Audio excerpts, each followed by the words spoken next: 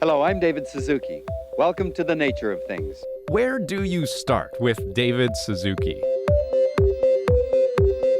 He first came to the public's attention as an innovative, down-to-earth science professor.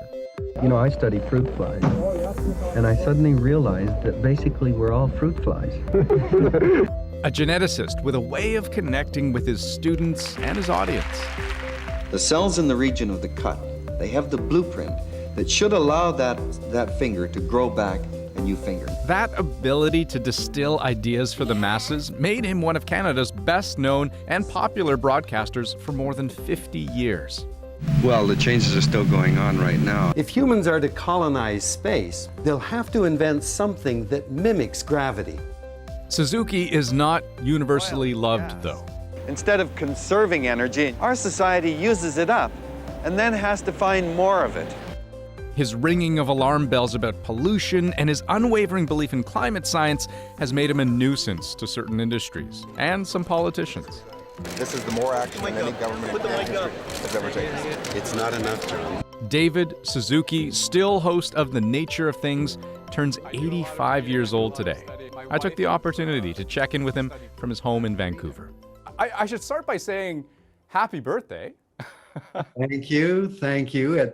At my age, I don't, birthdays mean nothing. It's every day is a happy day. I'm still here. Well, tell me, typically, what does an 85-year-old like to talk about on their big day? Well, I guess I spend all my time saying, what are the grandkids doing now? And right now we're locked down in Vancouver and I'm just missing my grandchildren. I wish they were here for my birthday.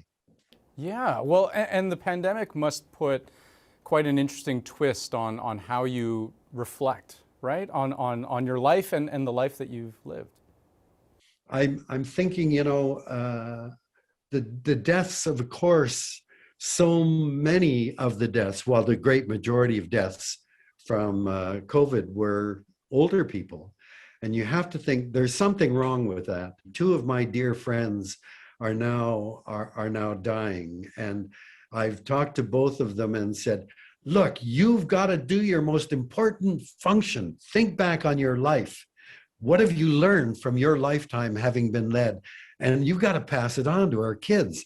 That's got to be the most important job for elders. And I regret that they're hived away in these long-term care centers where they had to die. This pandemic has really laid bare who is vulnerable in society. It has laid bare inequalities. I do think, though, in a way that it has also shown us something about what humanity is capable of. For years now, environmentalists like me have been going to Ottawa begging for, a few $1 million for public transit and for retrofitting houses and solar panels and all that. And the government's always said, well, we don't have the money. We don't have the money. COVID hits. And suddenly, we're not talking millions, we're talking billions of dollars suddenly appear out of nowhere. So as we come out of the crisis, no government can say, oh, we don't have the money, because climate change and species extinction represent a far greater threat to human survival than coronavirus 19. Far greater threat. Scientists as a whole have been very apolitical. But they're the ones who have the power to make these. They're the ones who are generating the knowledge, but the power to use it ultimately comes into the hands of the technologists, engineers, and of course political power, and I think business. Do you remember early on when the pandemic was taking form and the human toll, what was terrible, even back then at that early stage in the game, except we were noticing something bizarre was happening in the environment around us, right? We were noticing that the air was getting cleaner, that the water was getting clearer. Yeah, and that should have been a warning. This is an opportunity, and it's going to continue to happen to us because we're pushing organisms into tighter and tighter areas by the degradation of forests and destruction of the land. And so these exotic viruses are going to keep jumping out at us. And so the COVID crisis is I think, a warm-up to what is coming, but maybe an opportunity to say we can't go back to the way it was before COVID. That was not normal. David, very few scientists speak out the way you do. Why do you? I think it really is a result of a unique set of circumstances almost, in that, as you know, during the war I spent time in the, I call them concentration camps in the interior of British Columbia, even though I was a third-generation Canadian. And the result of that was, I guess, a psychological scarring. In a sense, I became very sensitive to being a member of a racial minority.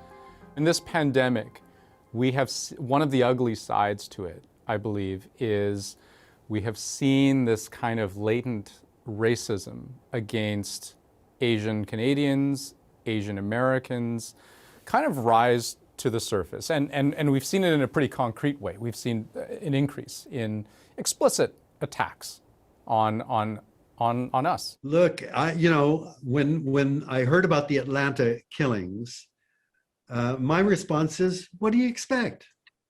We live in a society in which racism is systemic. It's built into our culture. But do you think that there are people who are only pissed off at Asians? Those are the same people that will slaughter Black people or worshipers in a synagogue or go after Muslims. I mean, they're all the same. It's racism.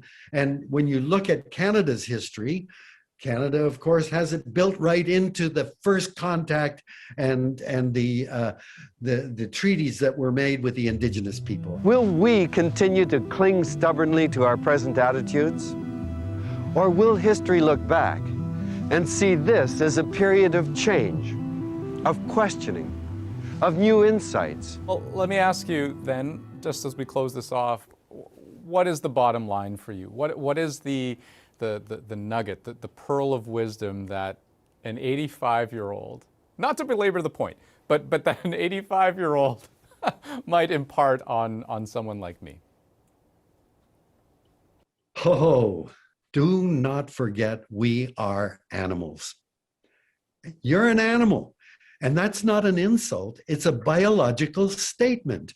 And as an animal, what do you, Andrew, what does David Suzuki, what do my grandchildren need most importantly? Well, guess what? If you don't have air for 3 minutes, you're dead. If you have to breathe polluted air, you're sick. So surely clean air is this gift from nature that we have a responsibility to protect for all future generations and for the rest of the web of life. From one animal to another, David Suzuki, happy birthday, and thank you so much for the time that you've spent with us. I really appreciate that. Thank you.